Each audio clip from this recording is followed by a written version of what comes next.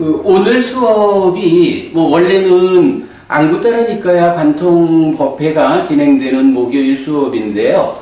뭐 그동안 우리 성보부님하고 작지 않은 시간 동안 그 삶의 메커니즘과 관련한 이야기, 뭐 그냥 배경은 그렇습니다. 우리는 그 후대의 교재들이 배제된 상태에서 오직 부처님 살아서 직접 설한 가르침으로의 니까야를 공부해서 부처님이 설명하는 삶의 이야기를 익히고 있다. 그럴 때 이 부처님이 설명하는 삶의 이야기는 형이상학도 아니고 삶에 대한 사실 그대로의 깨달음이다 라는 것을 이제 말하고 있고요. 사실 뭐 우리는 그런 부처님 가르침을 공부하는 사람들이고, 그 가운데 이제 그 성보부님은 뭐 지금 멀리 미국에 계십니다만은 현재 하시는 역할이 뭐 인공지능 관련 연구를 하시는 거고, 그러면서 저한테 이제 들려주신 말씀이 인공지능의 발달 방향을 말하자 하면 뭐니 해도 사람을 흉내내는 거다. 사람의 삶, 그리고 사람의 마음에 가장 접근할 수 있으면 그것이 인공지능으로의 높은 성취다. 이제 이런 말씀을 하셨기 때문에, 그래서 우리는 부처님 살아서 직접 설한 가르침이 사실 그대로의 삶의 이야기를 설명하고 있다. 인간의 삶, 인간의 마음은 이거다 라는 이야기를 제시하고, 그 가운데 성보부님은 인공지능이 지향해가는 가장 인간에 가까운 과학적 접근, 뭐 이런 필요성 때문에 우리가 함께 그 대화를 나누고 있고, 근데 이제 이런 대화가 그 단편적 대화로 지속되어 가지고는 뭐 서로 간에 어려움이 있다. 그러니 뭐 우리가 안 그래도 지금 뭐 교재를 좀 준비하고 있는 형편인데, 이참에 그렇다면 삶의 메커니즘을 체계적으로 한번 설명을 해드리면 그것이 우리도 좀 정리를 다시 하고, 성보부님께도 지금 연구가 지향해가는 삶의 이야기에 대한 부처님의 설명, 요 부분을 좀 체계적으로 확립하면 연구에 도움이 되지 않을까. 뭐 이제 이런 필요성 때문에 우리가 이 시간을 뭐 대략 한 달 정도의 시간을 가지고 특강으로 진행을 하자라고 준비를 했습니다. 그래서 지금 진행하고 있고요. 자, 보면 이주석 법부님 들어오셨군요. 네, 이주석 법부님 어서 오시고요. 자, 스님, 제가 네네. 말씀하는 걸 100% 동의를 하고요. 이제 저희 쪽에서 하는 문제를 좀 저번 시간에 말씀드렸지만은 100가지만 말씀을 드리겠습니다. 그래서 이제 그런 부분이 좀 중요한 부분이 되지 않겠느냐 그 말씀이거든요. 제가 메모를 해볼게요. 네, 첫 번째. 네. 첫 번째, 현재의 우리 한국이나 미국에서나 세계적으로 하는 사람의 지성이라든지 지능에 대한 연구는 기능적인 네, 말씀하세요. 기능적인 면을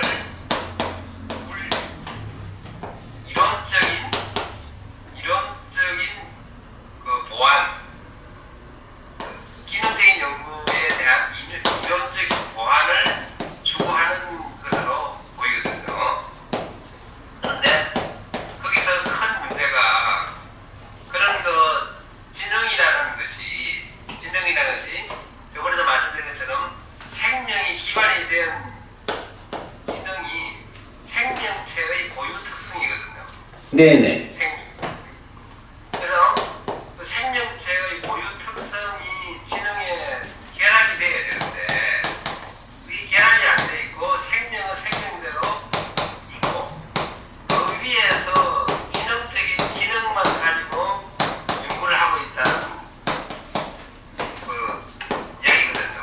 네네. 그러니까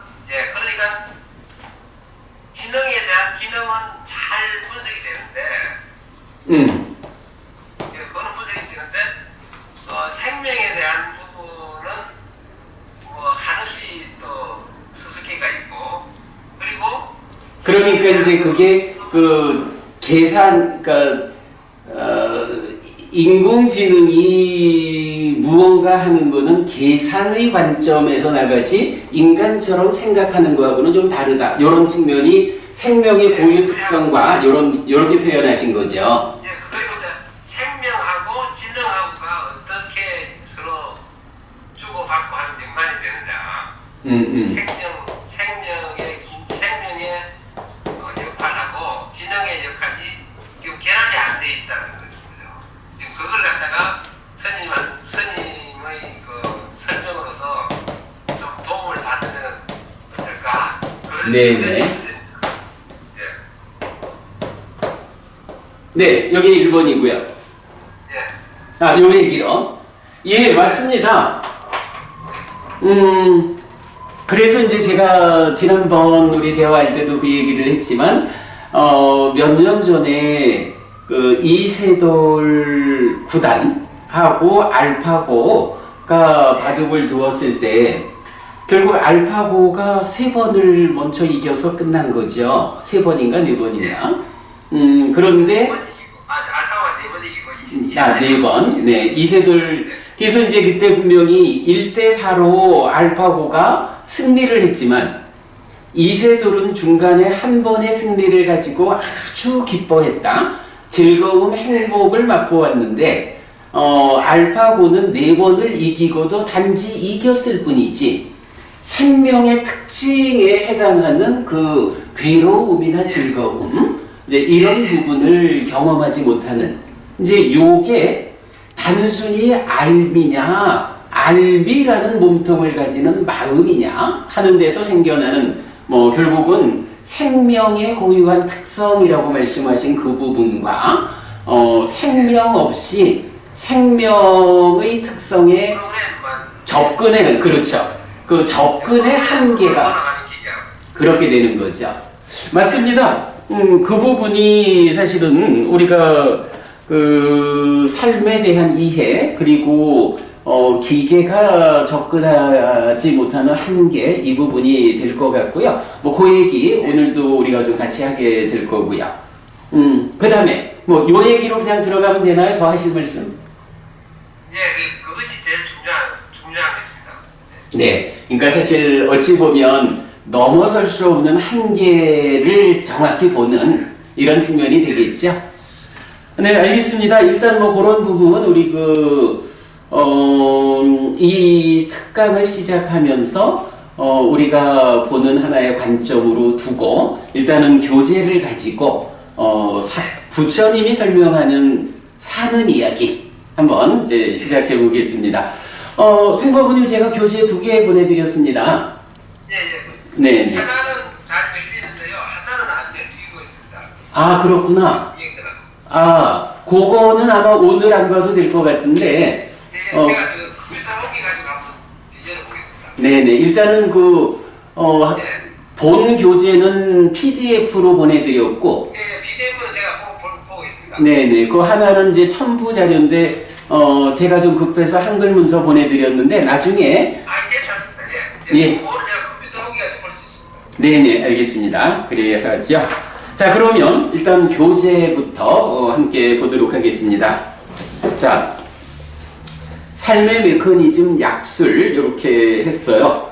약술이라 해도 30페이지짜리 교재를 일단 보내드렸는데요. 같이 보도록 하겠습니다. 자, 처음에 한 장 넘기면 차례가 있고요. 차례는 그대로 넘어가겠습니다. 이제 5페이지부터 들어가겠습니다. 5페이지 삶의 메커니즘 약술.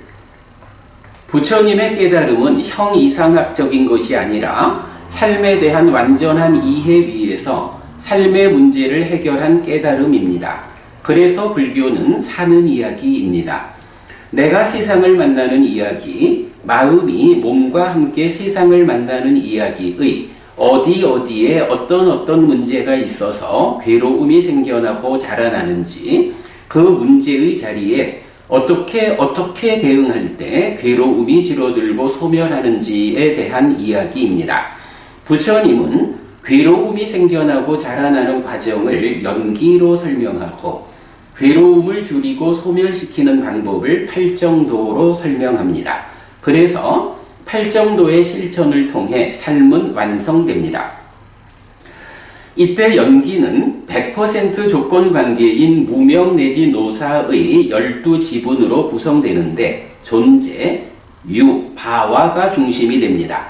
존재로서의 나를 두고 괴로움의 생겨남과 자라남을 설명하는 과정입니다.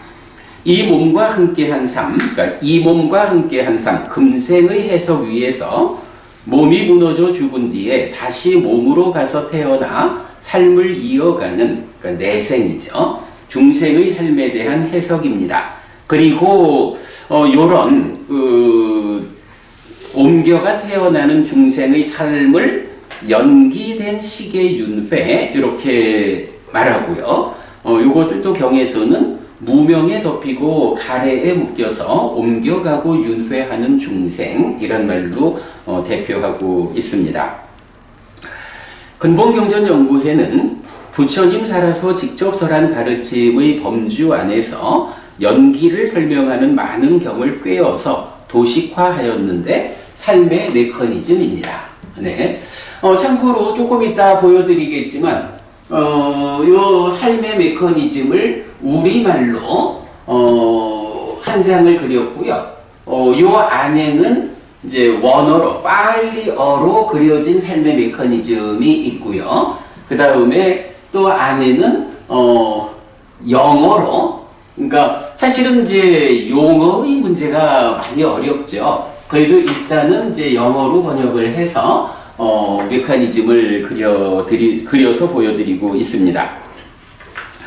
자, 이때 삶의 메커니즘은 삶에 대한 여러 시각을 담고 있는데 삶의 기본 구성, 인식과 행위, 마음이 몸과 함께 작용하는 영역과 마음이 몸의 참여 없이 혼자서 작용하는 영역, 그 다음에 금생은 세 개의 순환 구조로 구성된다. 작은 순환 구조, 잠재 순환 구조, 큰 순환 구조, 그 다음에 존재를 중심에 둔 연기는 금생과 내생을 보여준다 등입니다. 그래서 이 몇 가지 시각을 담고 있는데, 자, 일단 여기서 한 가지 좀 먼저 보겠습니다.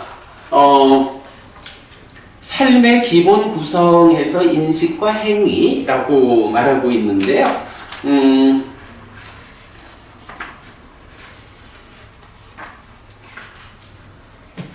아니다. 먼저 볼 게 아니네. 여기 들어가겠습니다. 자, 그래서 이렇게 삶의 메커니즘 약술에 들어가는 말을 했고요. 자, 한 장 넘기면 여기 있는 대로 삶의 메커니즘 12연기가 우리말로, 그러니까 한국말로 만들어져 있고요.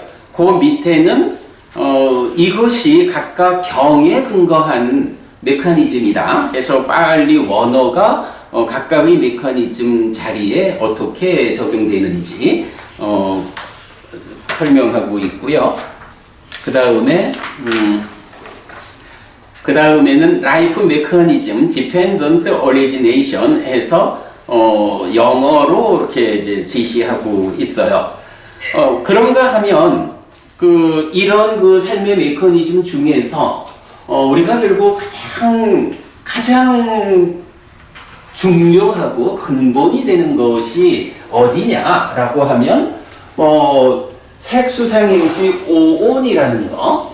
왜냐하면 오온이라는 것이 나를 의미하기 때문에 그 오온하고 그 다음에 안일이 설신의 6내입처와 색성한 미처법 6외입처, 요 내입처가 외입처를 인식해서 식이 생겨나는 요 내입처의 과정, 6입이라고 말하는 인식의 과정이 가장 중요한 자리 이렇게 보아야 하거든요.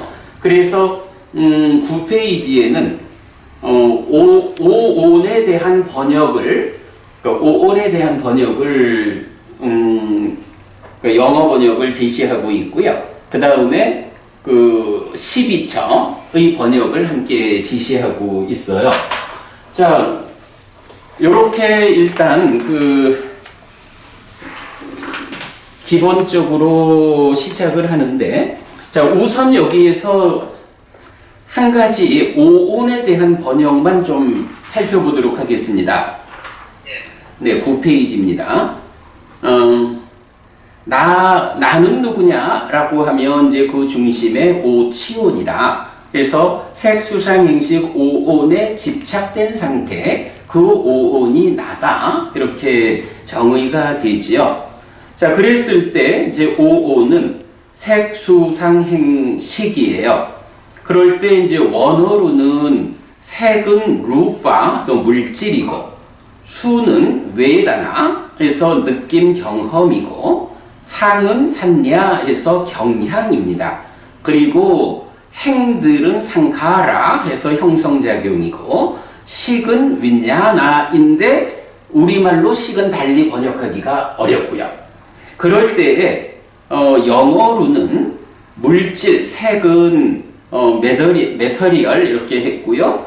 그 다음에 수, 느낌 경험은 필링으로도 되고, 그러니까 느낌이라고 할 때 필링, 경험이라고 할 때 experience 되고요. 그 다음에 상은 경향인데 tendency, 행들은 형성작용 formation, 그리고 식에 대해서 식을 awareness라고도 이제 이해할 수 있지만 awareness는 또 의미하는 바가 조금 다른 것 같아요. 그래서 그냥 이제 형용사 상태로 aware를 그대로 식의 번역으로 선택을 했어요. 그래서 요 aware가 그대로 식의 번역어로 보자라는 거고, 조금 이따 다시 살펴보겠지만 사실은 이제 많은 분들이 상이라는 거, 지난번에 우리 성보부님도 일반적으로 상을 인식이라고 해석하고 있는데, 해피스님은 상을 텐던시 이렇게 번역을 하고 있어서 상당히 좀 낯선 부분이 있다, 이런 말씀을 하셨는데, 우리가 이제 이런 삶의 메커니즘을 공부하다 보면 왜 상이 인식이 아니고 경향인가? 라는 부분도 함께 알 수 있게 되겠습니다. 자, 그런가 하면 그 밑에 보면 이제 마음도 색수상행식 오온이 있는데 그 중에 식이 마음이죠. 그럴 때 이제 경에서는 마음을 신의 식이라는 세 가지로 부르거든요. 이럴 때 마음을 지시하는 원어는 없어요. 심의 원어는 찢다, 의의 원어는 만호, 식의 원어는 윈야나. 이렇게 되고, 요거를 이제 영역할 때, 사실 이제 좀 적절한 단어를 찾는 일은 어려웠어요. 그런데 이제 요 의라고 하는 마음, 만호라는 것을 기본적으로 우리가 몸과 파트너가 짝이 되어 가지고 나를 구성하는, 그래서 늘 몸과 마음이 함께 살아가는 이런 의미로 볼 때 그 마음을 지시하는 일반적인 영어는 마인드겠죠. 이 마인드를 한국적으로는 마음 신자를 쓰니까 찢다를 마인드라고 번역할 경향이 많은데, 그렇게 보면 안 될 것 같고, 만호, 의라고 하는 마음을 마인드로 번역을 했고요. 그 다음에 이제 식이라는 것은 왜 식이냐 하면 인식한다, 분별해서 아는 일을 하기 때문에 식이다 라고 해서 그거를 금방 말씀드린 대로 aware라는 말로 번역을 했고요. 이게 이제 왜 제가 형용사인 어웨어를 가지고 시계 번역으로 했냐 하면 이제 빨리어 같으면 빨리어는 뭐 이게 이제 영어적 관점에서 품사를 다 매겨주기도 하지만 또 한면으로는 빨리 공부에서는 오직 명사와 동사밖에 없다. 이런 관점이 있어요. 그래서 형용사로 나타나지만 예를 들어서 마하라고 할까요? 큰 이래 되는데 이게 크다는 형용사이지만 이 자체가 그대로 큰 어떤 것을 지시하느냐에 따라서 큰 사람, 큰 산, 큰 집 이런 그 직접적인 대상을 지시하고 있거든요. 이제 빨리어에서는 형용사가 직접 명사 역할을 한다라는 것 때문에 aware라는 형용사를 그대로 시계 번역으로 우리가 써보자 이렇게 이제 선택을 했고요. 영어에는 그런 표현이 없습니다. 영어에는 aware 하면 awareness, A-W-A-R-E-N-E-S-S. 그렇죠. 근데 이제 그게 이제 타당한데 문제는 그러니까 awareness라는 이 말이 시기라고 번역하기에 적절치 않은 거예요. 근데 그게 지금 여러 가지가 문제가 뭐냐면 심리학에서 네. 심리학에서 쓰는 것은 약간 다르게 지금 그런 것을 다르게 하거든요. 네네. 그래서 심리학에서는 심을 갖다가 마인드라 그러고 의를 갖다가 윌, 네네. 자기 의지라 윌이라 그러고 식을 갖다가 cognition, 그걸 갖다가 마인드라 그러고 그걸 갖다가 윌이라 그러고 그걸 갖다가 cognition. 그렇게 지금 그냥 그만 서양에서는 그렇게 쓰고 있습니다. 그렇게. 그래서 이제 이게 그래서 이제 쉽지 않은 건데 그게 쉽지 않습니다. 이게 그냥 그 불교 안에서도 심의식이라는 이것에 대해서 사실 정확하게 해석들이 잘 안 되어 있다라고 봐야 해요. 그래서 뭐 이 세 가지는 동의어다 이렇게 이제 그 해석을 많이 하고 있는데 우리가 이제 니까야를 공부를 하다 보면 부처님은 마음이라는 동질성 위에서 이 세 가지가 어떤 차별성을 갖느냐 하는 그 차별성을 명확히 해주고 있기 때문에 이제 우리는 이 세 가지 이름의 마음이 어떤 차별을 갖느냐 구체적으로 의미하는 바가 뭐냐라는 것을 따지고 들어가다 보니까 현재 쓰이고 있는 것과는 다르게 아마도 마인드, 윌, 커그니션 하면 이게 경이 말하는 찌따마노 윈냐나에 잘 견뎌지는 단어는 아닐 거라고 생각이 돼요. 그래서 이제 이런 부분 일단 배제하고 새로이 심의식에 대한 번역을 지금 제시하고 있는데 그랬을 때 마인드란 말은 만호의 번역으로 가는 게 옳다 이렇게 본 거고 윈냐나는 어웨어라고 봤고 찌따는 별 수 없이 마음이라고 말할 수 있는 게 하트 이렇게 이제 번역을 했어요. 하트라는 말은 그게 논문이라든지 그 학문적으로는 하트라는 말을 안 쓰거든요. 그렇군요. 하트는 이제 문학적이라든지 무슨 이런 게 사회 문학 쪽에서 하트를 하면은 힘이 잘 표현이 되는데 이제 엔지니어링이나 이렇게 이제 과학적인 면에서는 하트라는 말이 쓰는데도 뭐 있을지는 모르겠지만은 잘 이게 나타나지 않고요.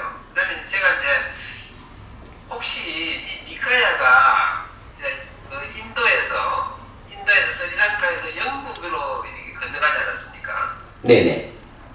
그러니까 혹시 영국에서 그거 말리어라든지 그런 걸 영어로 번역을 할 때 그런 무슨 번역이 있지 않을까 생각을 해보는데 그거는 제가 한번 여기다 도서관에서 찾아보니까 부디즘 앤 잉글리시 딕셔너리라는 게 옥스퍼드에서 나온 그 사진이 있어요. 네네. 거기도 뭐 별다른 말이 없어요. 거기는 이제 어떻게 번역을 했는지 그 한자가 먼저 나오는데 한자의 색수상 행식 그 그게 이제 뭐 그렇게 큰 그 번역이 없어요. 네네. 사실 예, 그래서 문제입니다. 이제 앞선 분들이 이런 부분을 좀 명확히 따져가지고 잘 구분해서 그 번역을 해줬으면 오히려 쉬울 텐데 그러지 못한 현실도 좀 있고 아무튼 저 송보부님 요 부분은요 이렇게 보면 좋겠어요. 안 그래도 저도 뭐 주변에 좀 영어를 잘 하는 분들 이렇게 좀 찾아가지고 이런 부분들에 대한 적당한 영역을 좀 해보자 하고 부탁을 해봤지만 사실은 그분들이 문제는 뭐 조금 이따 우리가 보겠지만 심의식이라고 하는 이 마음을 잘 모르니까 적절한 번역을 내놓지를 못해요. 그러다 보니까 이제 일단은 제가 궁여지책으로 이래 했는데 잘 됐습니다. 이 부분은요. 성모분이 우리가 이런 공부를 좀 진행해 가면서 영어 번역에 대해서는 제가 그 경이 말하는 의미를 설명하고 그 의미를 가장 정확하게 드러낼 수 있는 영어 단어는 무언지 해서 영어로 번역하는 일은 성모부님이 답을 좀 찾아주시는 이렇게 우리가 진행을 해나가요. 가능하겠죠? 제가 볼 때는 그렇습니다. 이게 이제 크게는 철학적인 면이 좀 있고요. 네. 철학적인 면이 있고 그 다음에 이제 심리학적인 면이 있고 네. 철학적인 면하고 심리학적인 면이 이제 두 개 합쳐가지고 신경과학 쪽에서 이제 이야기가 되는 거거든요. 네네. 그래서 그 세 가지가 같이 이제 정말로 삼사합의돼 해가지고 그 삼자가 다 동의하는 어떤 말이 나와야 되는데 아직까지 이제 그것까지는 그 사람들이 지금 우리 현재까지는 그게까지는 이해가 안 돼 있어요. 그러겠죠. 네. 네, 안 돼 있으니까 이제 스님이 그 니까야 그 수업을 들으니까 그런 그 묘한 그 몸과 관계가 있고 몸하고 관계가 없는 그런 마음이 네네. 그런 것을 갖다가 그 이술한 그 학술적인 용어가 없습니다 지금까지. 그러니까 그렇죠. 서양의 심리학이나 이런 것들이 우리 그 니까야의 그 사상 체계에 훨씬 못 미치는 거죠 지금 와서. 그래서 이제 어저께 우리 저 아사카 버버님도 그 얘기를 하셨어요. 철학 중에 철학이 불교고 또 뭐였죠? 종교 중에 종교가 불교고 과학 중에 과학이 불교고 이랬는데 지금 이제 송보부님 말씀하시는 정말 심리학이 됐든 뭐 이런 다양한 분야가 삶에 대해서 답을 찾기 위해서 노력하잖아요. 그 학문 분야가. 그럴 때 이제 우리가 사실 지금 가지고 있는 입장은 뭐냐 하면 그게 뭐 서양 철학이 됐든 심리학이 됐든 뭐 과학이 됐든 어떤 측면에서도 삶에 대한 또 마음에 대한 정답을 주는 사람은 부처님이다. 이제 이것을 전제하고 공부를 하는 거기 때문에 제 생각에는 그런 그 완전한 값을 부처로부터 찾는 이런 일이 기존의 학문들에서 선행되지 않았기 때문에 아마도 정확한 의미를 드러내는 그 번역어가 잘 찾기 힘들 거다. 이렇게 보이니까 이 부분은 하여간 지금의 문제로 우리가 많은 말을 하는 것보다는 앞으로의 시간 동안에 제가 부처님은 이 말을 이런 의미로 썼다라는 것을 설명하고 송보부님 그런 의미라면 뭐 영어로 그게 심리학 철학 용어가 되든 심리학 용어가 되든 뭐가 됐든 그 모든 것을 아우러서 이런 말로 우리가 정의를 해보자. 그러면 새롭게 세간의 모든 학문들에서 이런 주제에 대해서 우리로부터 가져가서 쓸 수 있도록 이제 그런 면을 뭐 우리가 만드는 기회가 되지 않을까 그렇게 생각이 되는데요. 그런 말씀을 잘 이해하고요. 그러면은 문제가 있습니다. 문제가 이게 뭐냐면은 현재 그 니까 스님께서 강의하시는 그 내용을 잘 이렇게 이제 설명을 들어보면요. 현재 서양에서 이야기하는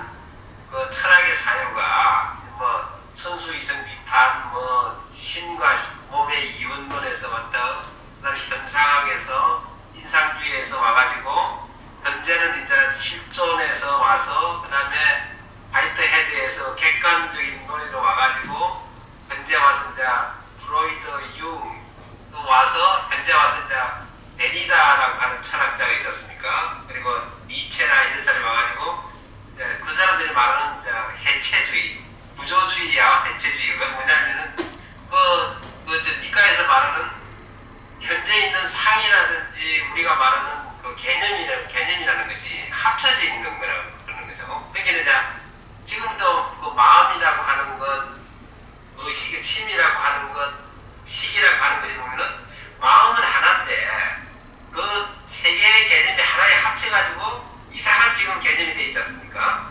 그러니까 그 데리다라고 하는 그 현대의 그 철학자가 그거는 이해가 안 된다. 그러니까 그 마음을 갖다가 해체를 해야 된다. 심으로 해체를 하나 하고, 의로서 해체를 하나 하고, 식으로서 해체를 하나 하고, 그렇게 해서 그 하나하나를 갖다가 다 우리가 세밀하게 따져봐야 된다. 이런 이야기를 좀 하고 있거든요. 이쪽에서는. 네네. 그렇게 해서 이제 그걸 다 풀어야 하는 건데, 지금 이제 우리는 그 지능이라는 것을 갖다가 뭉뚱그려가지고 인간의 마음이라는 걸 모르는데, 지금 지능이라는 말이 좀 서양에서 막 나와가지고, 지능이라는 것은 딱 데피니션이 돼 있어요.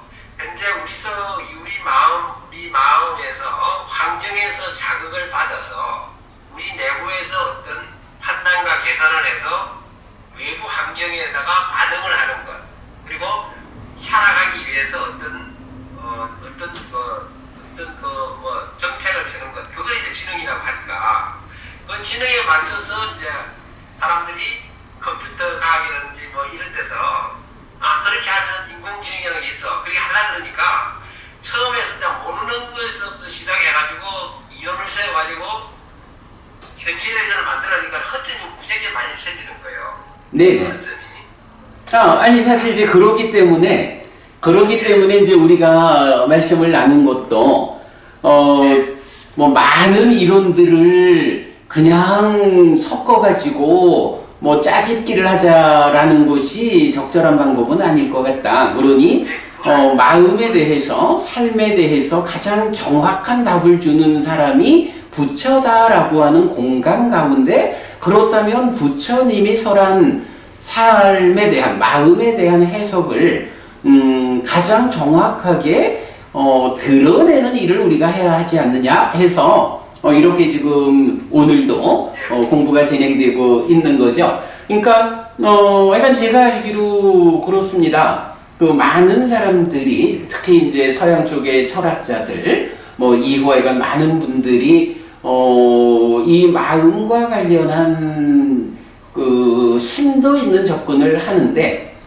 사실 이제 불교 안에서도 보면 그 마음에 아주 심도 있는 그 접근을 하는 쪽이 유식 이렇게 말을 하잖아요. 그래서 뭐 아레아식부터 이렇게 나오는.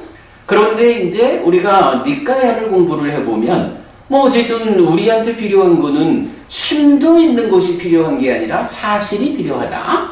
그럴 때 유식은 부처님이 설명하는 마음 이야기를 사실 그대로 설명하고 있느냐? 뭐 이제 이런 점을 이제 따져보게 되는데, 지금 이제 성보부님 말씀하시는, 뭐 제가 이제 사실 서양 철학을 잘 모르지만 그 뭐 칼 융이나 뭐 프로이트가 됐든 뭐 이런 그 사람들의 그 마음에 대한 관점이 사실은 대부분 유식적인 관점에서 출발하고 있는, 이제 그래야 되는데, 문제는 이제 그런 유식적인 마음에 대한 해석이 타당한 해석이냐, 이게 불교라는 이름으로 유식을 말하고 있지만 부처님이 설명하는 마음하고 같은 마음이냐. 사실은 우리가 이제 어저께 수업에서도 말라식이라고 하는 거는 부처님의 가르침에서는 바로 여기에 나타나는 마나 자기화라는 것을 말하는구나.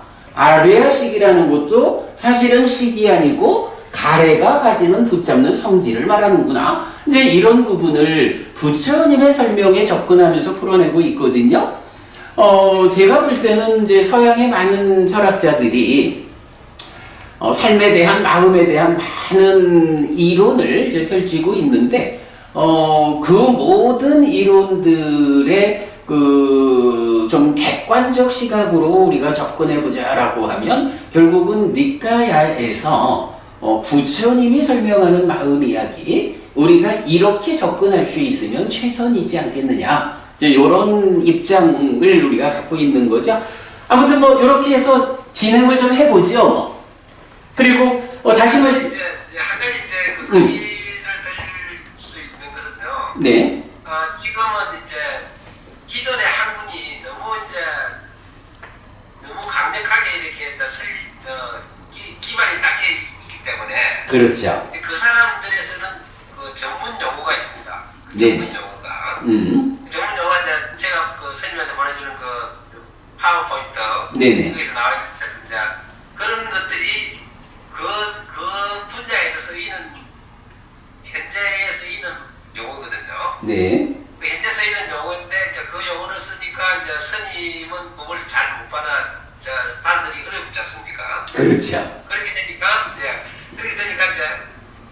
니카야에 기반한 그런 그걸 갖다 용어를 증명을 하면 안 되고 그 과정을 설명을 한 것을 그냥 논문으로 작성을 해서 서양에서 발표를 해서 그래서 알려줘가지고 공감을 얻어서 다시 공감하는 공유하는 층을 누리는 그것이 좀 필요하지 않나 이런 생각. 예, 뭐 타당하다고 봅니다. 그 부분은 뭐 저도 생각은 좀 하고 있는데 타당한 말씀입니다. 뭐 때가 되면 뭐 그런 일을 뭐 단지 그냥 책을 만들어서 펼쳐내는 것이 그런 일을 감당할 수 없다면 뭐 논문을 써야 한다라는 부분도 생각은 하고 있는데 차차 의논하기로 하시죠. 네. 차차 의논하기로 하고 일단은 오늘부터 우리가 진행되는 특강에서는 니까야가 말하는 마음 이야기, 삶의 이야기를 일단은 접근하고 니까야의 부처님의 설명이 저는 뭐 다른 쪽을 잘 모릅니다만은 송보부님 이제 많이 연구가 되어 있으시니까 다른 쪽하고의 어떤 공통점 또는 괴리되는 점들 이런 부분은 조금 뒤에 비교를 해나가서 또 이제 답을 찾아보기로 하고요. 우선은 지금 해야 하는 일은 니까야가 설명하는 삶에 대한 이야기 여기부터 들어가도록 하겠습니다. 네, 좋은 말씀 고맙고요. 그렇게 시작을 해보죠. 자, 그렇게 이제 우선 그림 몇 가지 보았고요. 자, 그럼 이제 11쪽으로 들어가겠습니다. 자, 11페이지입니다. 1. 인식과 행위. 삶은 세상을 만나는 과정인데 인식과 행위로 구성됩니다. 인식은 만나는 세상을 아는 것이고 행위는 만난 세상에 대응하는 것입니다. 이때 인식과 행위는 순환 구조 위에서 반복되는데 행위는 욕탐에 의해 직접 인식으로 연결되고 인식은 가래의 형성 과정인 딱가에 의해 가공되어 행위로 연결됩니다. 특히 인식은 딱가의 영역, 상과 심과 견해.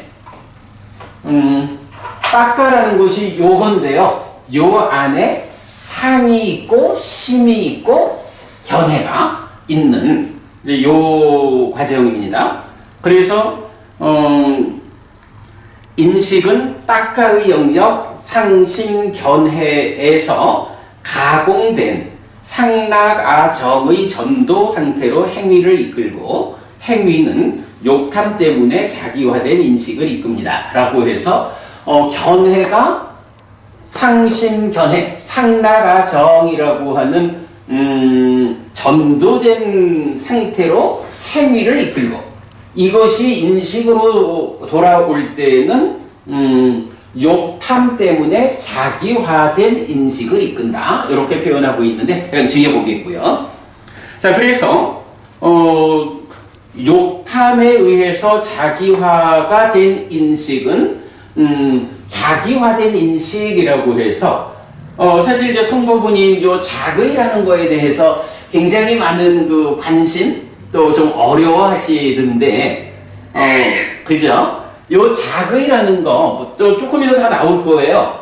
일단 말 그대로 의라는 마음의 작용이에요. 의라는 마음의 작용인데 의가 무엇냐라고 하면 뭐 이건 요렇게 그 표현되는 게 있고 의가 작용해가지고 대상을 인식해서 아는 것 요렇게 되는데 여기서 말하는 비열이 자의라는 거는 의라는 마음이 작용을 해서 대상을 아는데 그때에 무상고 무아라고 하는 사실에 들어맞게 대상을 인식하지 못하고 상락아정이라고 하는 사실에 어긋나게 의라는 마음이 작용해서 왜곡되게 대상을 인식하는 것. 그거를 비열이 자의 이렇게 표현을 해요. 이건 계속 나올 거예요. 자, 그 다음에 이제 니미따라는 말도 나오는데, 아마 아소카 부부님이요, 니미따에 대해서 잘 아십니다만은, 송부부님은 이제 요 니미따라는 말도 조금 어려움이 있을 건데요. 요 색성형 미촉 법이라고 하는 대상이 욕탐이 탐을 싣고 오는 것 때문에 있는 그대로 보지 못하고 자기 마음속에서 어떤 탐진치가 작용하느냐에 따라서 왜곡되게 대상을 왜곡시켜버리는 거. 그렇게 왜곡된 대상을 니미따 상이라고 해요. 뒤에 계속 나올 거예요. 자세히 설명될 거고 우선은 거기에 질문이 있습니다. 네. 그쪽에서요. 예. 그 이제 스님께서 말씀하시기를 네이처에서는 자기 의식하고 그리고 이제 그 감각을 하는 주체 의식 그러니까 건하고 의식이 있고 그다음에 이제 웨이처에서는 어떤 상이 이제 그 대상이 이제 있지 않습니까? 네. 대상이 이제 저희들이 이제 가만히 보면은 우리들이 이제 그 생각을 보면은 그 외부에 있는 어떤 그 물체에 의한 상이 우리 웨이처에서 그 어떤 물체 어떤 물건이 그 웨이처의 그 색성향 미촉 색성향 미촉 웨이처에 들어오지 않습니까? 네네. 순수하게 이제 들어오겠죠. 그래서 선생님 말씀에 의하면은 순수하게 들어오는데 그게 이제 저기 있는 욕탐이 그 작용을 해서 그 니미타로 바뀐다는 겁니다. 순수하게 들어왔는데. 순수하게 들어온다라고 말하기는 그렇고요. 들어오는 과정에서 이미 욕탐 때문에 왜곡된 것을 받아들인다는 거죠. 그게 이제 저는 이제 이해가 잘 안 되는 게 우리가 이제 부모님, 송부부님, 요 부분은 뒤에서 좀 설명이 되고 있어요. 조금 나가서 보도록 할게요. 네, 우선은 여기는 좀 그냥 진도를 나가 볼게요. 지금 이제 여기서 말하는 거는 요 한 장 뒤에 그림을 좀 보아야 되는데 우선 좀 읽고 가겠습니다. 자, 우선은 욕탐에서부터 자기화된 인식이 비열이 자의와 니미따라는 두 가지로 나타나고 그 다음에 이제 딱가에서 상심 견해로부터 그 전도라는 말을 써가지고 행위가 이 전도된 견해 때문에 전도된 행위를 한다. 이렇게 이제 말하는 거. 일단은 이제 그렇게 보고 조금 더 나갈게요. 이때 22번 상류따 2번 대화다하경은 존자들의 스승은 무엇을 말하는 분이며 무엇을 가르치는 분입니까? 라고 현명한 사람들의 질문을 받으면 도반들이여 우리의 스승께서는 색에 대한 욕탐의 제어를 가르칩니다. 라고 답하라 하는데 색수상행식 5온의 반복이 돼요. 그럼 이제 요 얘기는 뭐냐 하면 부처님 제자가 어디를 가면 거기 있는 사람들이 당신들의 스승, 즉 부처님의 가르침은 무엇입니까? 무엇을 말하고 무엇을 가르칩니까? 라고 할 때 색수상행식 5온에 대해서 욕탐을 제어하라고 부처님은 가르친다 라고 해서 부처님 가르침의 핵심 자리를 욕탐을 제어하는 것 이렇게 둔다는 거예요.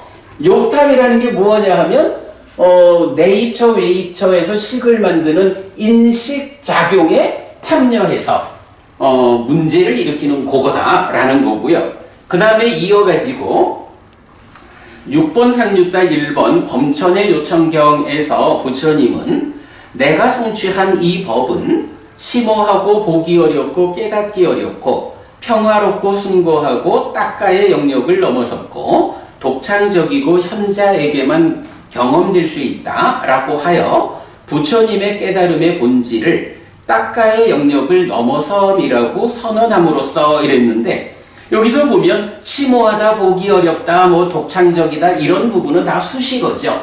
그 중에 내가 성취한 법이 무엇일까? 라고 할 때 구체적으로 깨달은 법의 몸통이 되는 것은 바로 딱가 왔자라 해서 딱가 가래의 형성 과정의 영역을 넘어섰다 라고 나와서 바로 이 딱가라는 개념이 또 내가 성취한 법이 무엇이냐 하면 딱가라는 것이 있어.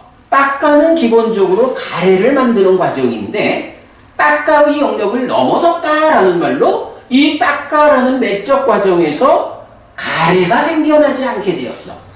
가래가 생겨나지 않는 삶을 실현한 게 내가 성취한 법이여 라고 부처님은 말하는 거죠. 그래서 이렇게 우리가 지금 인식과 행위라는 두 가지를 놓고 인식에 작용되는 욕탐을 제어하는 것, 행위의 뿌리가 되는 딱가의 문제 상황을 넘어서는 것, 요 두 가지로 부처님은 당신의 깨달음, 당신의 가르침의 근본을 삼고 있다.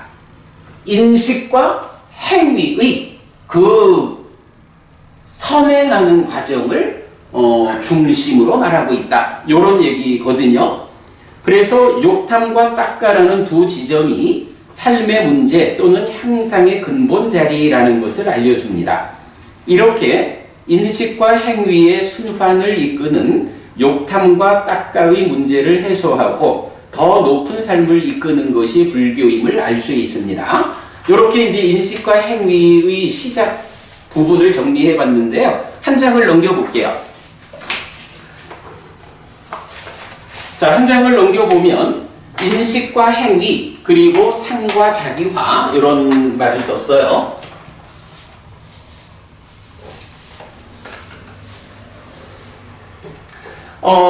쉽게 말하면 이런 이야기입니다.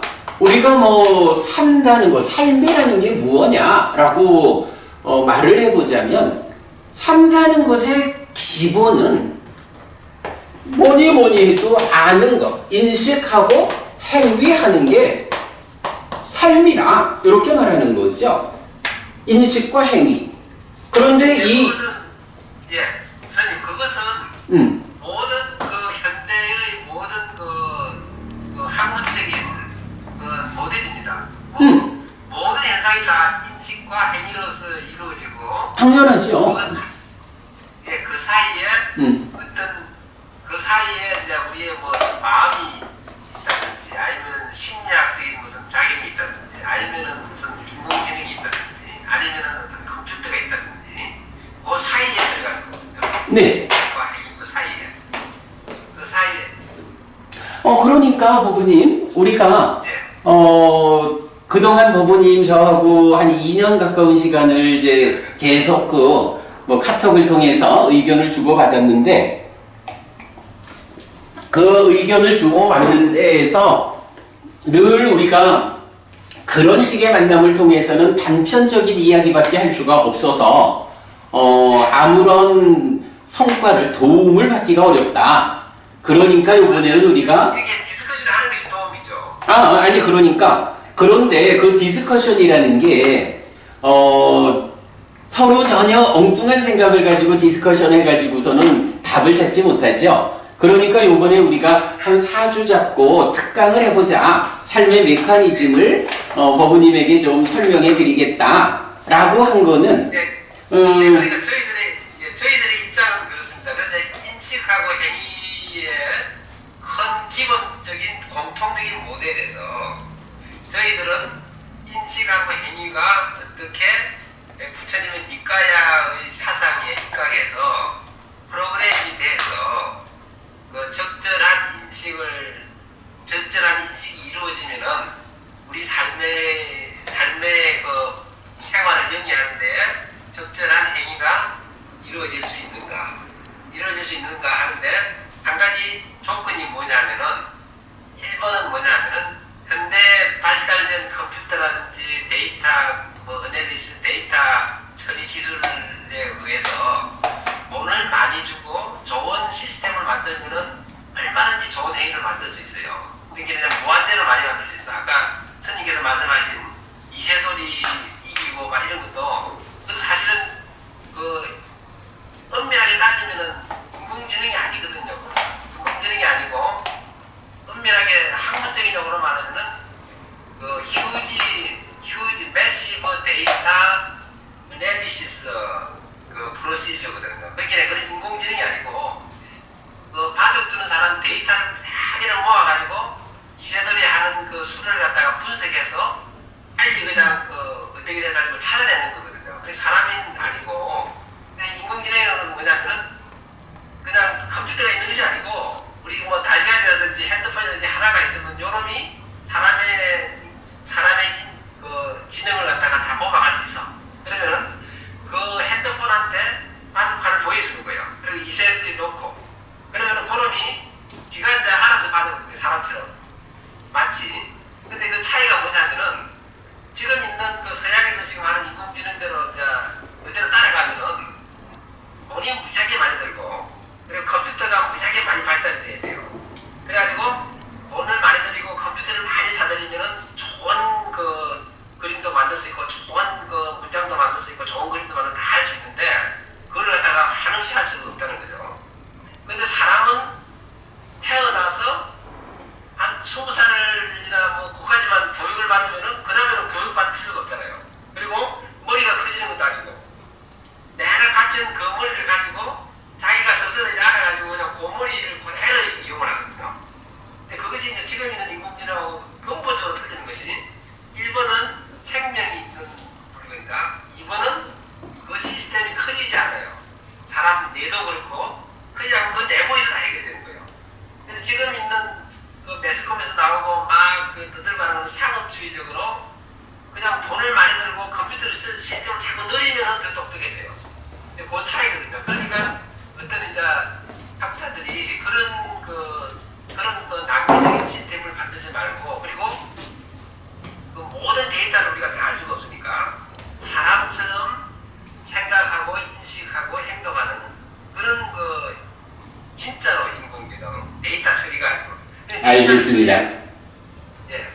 알겠습니다. 예, 아주 그 초점되는 부분을 말씀해 주셨네요. 단지 연산 기능을 하는, 그래서 슈퍼컴퓨터처럼 양자 컴퓨터 이렇게 데이터 처리 능력으로 접근하는 게 아니고 사람을 닮아가는, 예, 맞습니다. 그래야 하니까, 그래서 지금 우리가 그 사람을 닮아가야 하는데 사람은 어떤 것이냐라는 부분을 어쨌든 사람이 알려줘야 닮아가는 일이 잘못 닮아가지 않을 수 있다라는 것 때문에 부처님이 설명하는 사람에 대한 이야기를 지금 하고 있는 거죠. 그리고 세상 누구나 다 인식과 행위로서 삶을 말하는 건 동일하죠. 그런데 그 인식과 행위라고 하는 동일한 관점에서 비슷한 말씀을 법부님도 하셨습니다만은 인식은 구체적으로 무엇고 행위는 구체적으로 무엇고 이 두 가지가 어떤 관계를 가지고 삶을 구성해 가느냐라는 데 대한 정확함을 필요로 하는 거고, 우리가 지금 하는 일은 바로 그 사람에 대한 정확한 해석을 부처님의 가르침을 통해서 배우자라는 것을 지금 진행하고 있는 거죠. 우선 이렇게 좀 진행을 해보겠습니다. 자, 그래서 일단 그 삶이라는 것은 인식과 행위입니다. 자, 그럴 때 이제 그 니까야가 알려주는 바는 인식과 행위가 그냥 선형적으로 쭉 진행되어 가는 거라고 보질 않는 거예요. 이게 순환적인 관계를 맺고 있더라 라는 거거든요. 그래서 보면 경은 이 행위라는 것이 순환적으로 뒤돌아와서 인식에 참여를 한다 라고 알려줘요. 그런가 하면 인식도 인식이야 당연히 인식한 대로 행위하는 거죠. 그 순서를 가지고 있거든요. 이럴 때에 우리가 방금 이런 두 가지 자리를 앞에서 서술을 해봤습니다만은 부처님은 인식과 행위의 이 연결관계를 특정 지어주는데 행위를 인식에 전달하는 작용자가 있는 거예요. 그거를 찬다. 그러니까 이제 빨리어가 계속 나옵니다. 찬다라고 하는 말이 있는데 요거를 우리는 관심이라고 번역을 해요. 중국에서는 요거를 욕이라고 번역을 했고 요 이제 하고자 할 욕이거든요. 네, 하고자 할 욕자로 이제 번역을 했는데 이런 이야기라 행위가 진행되면 행위의 일부 마음의 행위에 속한 것으로 찬다라는 게 있는데 이 찬다가 행위 상태를 싣고 와서 인식에 전달을 해준다. 인식작용이 진행될 때 찬다가 함께 참여를 한다 라는 것을 말해주고요. 그런가 하면 인식이 행위로 전달되는 요때도 무언가 인식을 행위로 전달해주는 역할이 있다 하는데 요때 여기에 따까라고 하는 것을 말해주는 거예요. 따까라고 하는 것이 있어서 인식이 따까를 거쳐가지고 행위로 전달되는 이런 구조를 보여주는데 여기서 특징적으로 봐야 하는 게 그러니까 찬다가 행위를 인식에 전달할 때는 아무런 작용이 없어요. 그냥 말하자면 지게에다가 물건 실어가지고 가서 내려놓는 거야. 행위 상태를 직접 인식에 전달해 주는 게 관심의 전달 방법이에요. 그런데 인식이라는 것은 따까라는 과정을 통해서 행위로 전달되는데 여기서 가공이 된다는 거예요. 그래서 인식을 가공해서 행위에 전달할 때 이게 하나의 영역이다 보니까 가공된 결과가 생긴다. 이 가공된 결과가 무엇냐라고 하니 가래라는 것이 있고 또 한면으로는 세상을 보는 시각으로의 견해가 생긴다. 그래서 인식은 따까 안에서 가공되어 가지고 가래 그리고 견해라는 요 두 가지의 작용으로 행위에 전달이 된다. 요런 관심이 행위를 전달하는 거하고 따까의 가공을 거쳐서 인식이 행위에 전달되는 것이 차이를 보여주고 있다 라는 거거든요. 기본적으로 요걸 보는 것이 삶에 대한 그 부처님의 설명의 근본이다 이렇게 보아야 하고요. 이때 앞에서 좀 잠깐 언급이 있었지만 요 따까라고 하는 개념이 발견이 되어 좀 전에 봤지만 부처님 내가 성취한 법이 무엇냐 라고 하면 따까의 영역을 넘어선 거다 이렇게 말했는데 이 따까가 한 가지 특징이 있어요. 우리가 좀 전에도 이제 심이라고도 의라고도 식이라고도 하는 이 마음과 관련해서 세상에 많은 사람들이 그 마음을 어떻게 이해하고 있느냐 하는 데서 다양성, 뭐 차이를 말하곤 했는데, 요 닦아라고 하는 이 과정이 아주 큰 특징이 하나 있어요. 자, 기본적으로 사람이라고 하면 이 사람은 어떻게 구성이 되나요? 몸과 마음으로 구성이 되죠. 그리고 몸과 마음에 대해서 부처님은 뭐 요게 이제 우리 메커니즘으로 보면 식과 명색 이렇게 되는 건데, 몸과 마음은 서로 조건되는 것이다 라는 표현을 써요. 그래서 몸은 마음에 조건 지어져 있고 마음은 몸에 조건 지어져 있다. 몸이 없는 마음이라고 하는 것은 중생이라는 인간이라고 하는 이 존재 상태에서는 있을 수가 없어요. 또 마음이 없는 몸이라는 것도 인간이라는 존재 상태에서는 있을 수가 없어요. 그래서 예를 들면 몸이라는 거는 100년 한파 살다가 물질적인 한계 때문에 무너진다? 그런데 마음은 그런 물질적 한계가 없기 때문에 100년 한밖에 시간이 지나도 무너지지 않는다? 라는, 말하자면 생존기간의 불균형 때문에 몸이 먼저 무너지면 따라서 무너지지 않는 마음이 새로운 마음을 만나서 다시 몸과 마음으로의 나를 구성하는 것, 이걸 태어남 이렇게 표현을 하거든요. 자, 그래서 이제 여기서 우리가 알아야 되는 게, 마음이라는 것은 어쨌든 몸을 떠나서 있을 수가 없는 거예요. 그런 방법이 하나 있죠, 그분이. 마음이 몸을 떠나는 거, 벗어나는 거. 하나는 아라한을 그래. 성취하는 거죠. 그거밖에 없죠. 네. 사실은 아라한을 성취하기 전까지, 즉 경이 말하는 몸이 무너져 죽은 뒤 몸으로 가지 않게 되는 이 아라한의 경지가 성취되기 전까지는 사실은 우리가 죽는다, 죽어서 마음이 몸을 떠난다라고 해도 이 마음이 몸으로부터 벗어나지 못하죠. 왜냐하면 몸에 조건 지어져 있다라는 특성 때문에 죽었다 해도 이 몸을 떠나는 거지만 죽는 그 순간 다음 몸을 만나서 몸과 함께하는 존재 상태는 그대로 유지가 되죠. 오직 깨달아 윤회에서 벗어날 때만 몸과의 조건관계, 그 몸의 구속으로부터 벗어날 수 있다, 이런 거거든요. 질문이 있습니다. 잠깐만, 조금만 이따 질문하죠. 우선은 요 얘기 마저 하고요.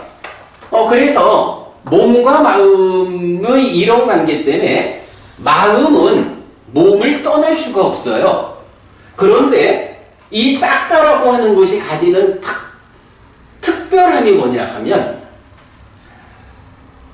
이 닦아도 인식의 행위로 연결되는 중간 과정이잖아요. 이 안에서도 인식과 행위가 진행이 되는데, 일반적으로 이 삶이라는 거는 마음이 몸과 함께 인식하고 몸과 함께 행위한다고. 그런데 닦아라는 요 가공 과정에서는 당연히 마음이 몸을 떠날 수는 없는데, 작용의 측면에서는 몸에 참여 없이 마음 혼자 작용하는 요런 내적인 영역으로 구분이 되는 거예요. 닦아라고 하는 인식의 가공 과정, 그래서 가래를 만들고 변해를 만드는 이 과정이 가지는 가장 큰 특징, 마음이 몸을 떠날 수는 없지만 몸에 참여 없이 마음 혼자 인식하고 마음 혼자 행위하는 그런 작용의 영역이다 라는 거, 요 닦아가 가지는 가장 큰 특징이다 라는 거 일단 말씀드리고, 예, 송보부님 지금 뭐 말씀하시려던가요? 예. 스님께서 말씀하시는 몸과 마음이 이제 저희가 이제 이야기로는 몸과 명색, 몸과 명색이라고도 이야기하시는 거죠. 식과 명색. 네, 식과 명색. 그 명색 중에 색이 몸을 포함하고. 예. 네. 예, 그렇게 있는데 그 중에서 이제 식과 명색인데 서로 이제 지금 현재 제일 이제 문제가 되는 부분이 요 부분인 것 같습니다. 왜냐면은 지금 이제 우리의 그 지능에 관해서는 이제 인식을 하는데 여섯 가지의 감각이 있지 않습니까? 안, 이, 미, 설, 신, 의. 이, 설신이 여섯 가지가 있는데 지금 현재의 우리의 이제 그 물질적인 그 신경 그 해로적으로 보면은 안, 이, 미, 설신, 의에 인식하는 속도가 다 차이가 있습니다. 그래서 그 이게 눈이 그 인식을 하는 속도가 제일 빠르고 그 제일 마지막에 이제 피부가 그 인식하는 속도가 제일 느립니다. 근데 얼마만큼 차이가 있냐면은 한 16배에서 한 10배 정도 눈이 빨리 인식을 하고 그거는 뭐 어디 저 과학적 실험 데이터에 의해서 그런 차이를 말하는 건가요? 그게 이제 우리 그 실험을 이제 해보니까 아니 뭐 그건 뭐 차이가 있을 수 있겠죠. 예. 그렇게 되는데 그렇게 이제 만약에 한 대상이라 그래도 대상에 보면은 그 색깔도 있고 소리도 있고 촉감도 있고 그렇지 않습니까? 그러면 그것을 갖다가 다 이제 인식을 하려고 그러면 그것이 다 와야 종합적인 인식이 일어날 것으로 보이는데 그러면 인식을 하는 과정에서 아까 그 찬다가 관섭을 한다 그래서 하지 않습니까? 그 찬다가 스님께서는 욕심이라면 욕이라고 이야기했는데 욕이라는 것은 저희들 하면은 무슨 하고 싶다는 그런 거라고 이해가 되거든요. 그리 되는데 저희들은 이제 이 프로그램상에서는 뭐냐면은 그것을 갖다가 어떤 메모리, 기억, 그리고 과거에 대한 메모리가 몸으로서 되는 메모리도 있고 마음으로서 되는 메모리도 있고 상상 속에서도 있고 어떤 타치를 해야 되는 그 감각적인 메모리도 있거든요. 그런 메모리가 다 가서 인식을 하는 데에 뭐 메모리가 관계를 한다는 것으로 이제 저희는 이해가 되거든요. 이해가 되고. 네. 그다음에 이제 두 번째는 그러니까 아까 닦아가 이제 몸하고 관계없이 순수하게 이제 정신적으로만 이루어지는 과정이라 그러지 않습니까? 그렇게 되면은 작용이 그렇다라는 거죠.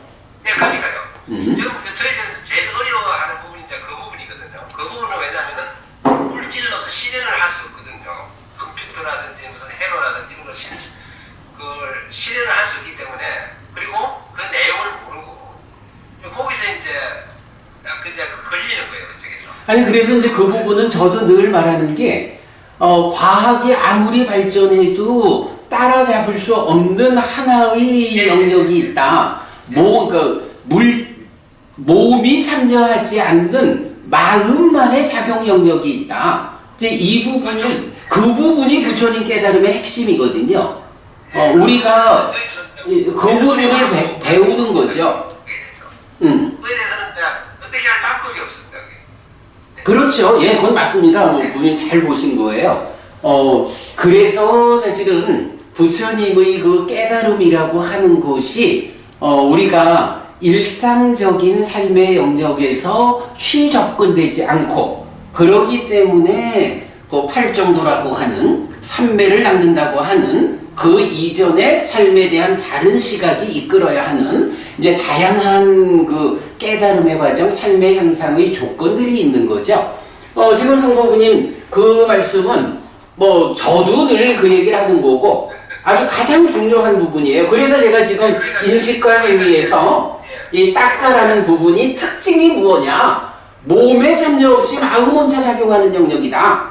이게 특성이고 부처님은 바로 그 몸에 참여 없이 마음 혼자 작용하는 이 영역에서 문제를 해결해가지고 가래가 생겨나지 않는 삶을 성취하고 이게 내가 성취한 법이다 라고 말씀하신다는 거죠.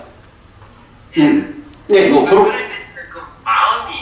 마음이 이제 서로 몸하고 마음하고 서로 조건되어서 일어나는데 이제 몸이 없으면 마음이 안 일어나는 겁니까? 몸이 없으면 우리가 인식하는 자기가 인식하는 그 주체가 자기 몸이 있어야 이게 일어나는데 자기 몸이 없으면 몸이 기능을 못하거나 어떤 이제 우리 뇌라고 하면은 몸을 뇌에서 어떤 그 해로라든지 어떤 그 생명이라든지 이런 게 없으면은 마음이 안 일어나는 거 아닙니까?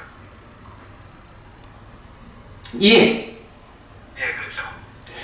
두 가지로 지금 말씀을 들으면서 저는 한 가지는 몸이 없다라고 하면은 일단은 몸이 기능이 정지하면 죽은 거야. 그러니까 이 마음이 몸과 함께 하지 않는 것 같지만 사실은 새로운 몸과 만나서 다음 생을 이어가는 죽음이고, 지금 이제 말씀하시듯이 예를 들어 치매 환자라든가 이렇게 그 뇌가 일부분 작용을 하지 못하고 뭐 차츰차츰 많이 작용을 못하겠지만 그럴 때에 바로 말씀하시는 몸이 가지는 기능이 작용을 못하면 이거는 뇌까지 말을 하지 않아도요 사실은 눈 감으면 못 보잖아. 아무리 안식이라는 그 보는 마음이 있어도 눈 감으면 못 보잖아. 뭐 요걸로도 말할 수 있는 거예요. 몸이 함께 해주지 않으면 색성향 미촉이라는 물질적인 세상에 대해서는 인식할 수 없어요. 물론 물질 아닌 법이라는 거는 그냥 마음이 인식하는 거니까 예외가 되고 분명히 그건 그렇습니다. 그래서 우리가 몸과 마음이라는 그렇게 인식하는 것이 근데 우리가 이제 컴퓨터에서 말하는 기억이라는 것이 찬다라는 거하고는 어떻게 되는지요? 기억이라는 말도 이 교재로 진도를 좀 나가다 보면 식이라는 게 뭐냐? 식이라는 것이 삶의 과정에 대한 기억을 가지고 그러니까 기억을 몸통으로 머물면서 의도 기대라는 속성을 가지는 것이다 라고 해서 지금 이제 고모님은 이 관심 찬다라는 거에 대해서 이제 아무래도 사람들이 관심이 많죠. 그런데 여기에다가 이 작용하는 것을 기억이라는 관점, 메모리 이렇게 이제 접근을 많이 하게 돼요. 이게 그 구조상으로 그래. 그런데 사실은 이 욕탐, 관심의 역할은 기억하고는 좀 다른 거야. 좀 다른 거고 기억은 식 자체가 네? 그냥 욕탐이라고만 그렇게 범위를 지을 수 있습니까? 그러니까 기억이 더 일반적이다 하는 거죠. 그러니까 오늘은 우리 4주 강의 중에 첫 번째 시간이잖아요.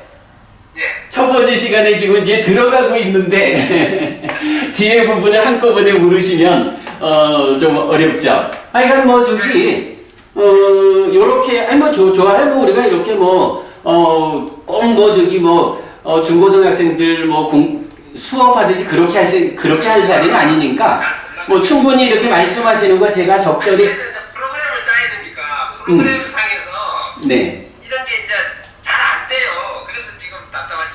아니 그러니까 이제 모부님 프로그램을 잘 하려니까 뭐냐 하면 바로 사실은 프로그램 중에 가장 중요한 게 제 생각에도 요 욕감 관심자리일 거예요.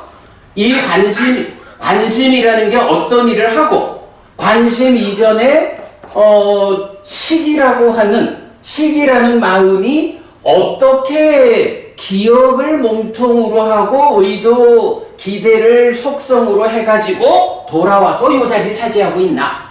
식이 기억하는 것이고 관심이 거기에 기억이 하는 인식작용의 질을 결정하는 이제 요런 부분을 요 교재에서 사실 그 부분이 제일 핵심되는 주제일 거예요. 하여간 비교적 자세히 설명하고 있거든요. 그러니까 어렵습니다.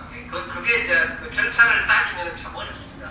그럼요. 근데 사실 지금 이제 송부부님이 그렇게 프로그래밍을 해서 그것도 이제 단순한 산술 기계가 아니고 정말로 인간을 흉내내는 인공지능을 연구하시는 입장에서는 제가 볼 때는 근데 이건 제가 송부부님 진짜 제가 분명하게 말씀드릴 수 있는데 우리가 공부를 하면 할수록 어떻게 부처님은 삶을 이렇게 세밀하고 삶과 관련한 빈틈없는 설명을 하셨을까라고 우리도 공부를 하면서 감탄을 해요. 지금 같이 계시는 아소카 법부님도 늘 감탄을 하고 저도 그래요. 분명히 이 공부 과정이 뭐 쉽게 공부할 수 있는 주제는 분명히 아니에요. 근데 그러니까 저도 이제 논문을 작성하면서 여러 가지 참고문을 다 하고 이제 보면은 거기 제가 보낸 그 PPT에 있는 것처럼 이 서양에서는 여러